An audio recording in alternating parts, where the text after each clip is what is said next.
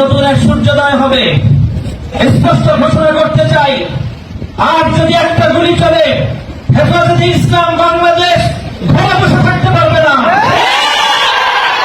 আমার সন্তানের লাশ নিয়ে আমরা কবরস্থানের দিকে যাব না।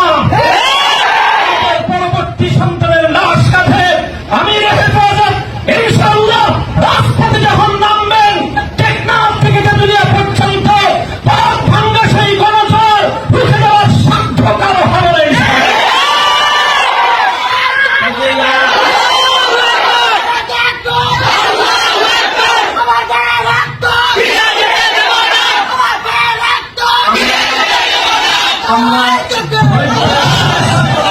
করেছি পরিস্থিতি এভাবেই যদি চলতে থাকে, আর যদি আমাদের দেশের জনগণের নিরাপত্তার দায়িত্বে নিয়োজিত আইন শৃঙ্খলা রক্ষাকারী বাহিনী বুলেট যদি আর বন্দুকের নল থেকে আরেকটি বুলেট ছুড়ে, তাহলে বাংলাদেশের পরবর্তী গণ অভ্যুত্থান অবশ্যম্ভাবী হবে।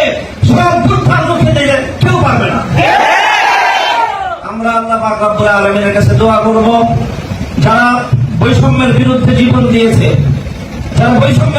জীবন দিয়েছে, অত্যাচারীর হাতে যাদের প্রাণ গিয়েছে, তারা নিঃসন্দেহে শাহাদাত বরণ করেছে।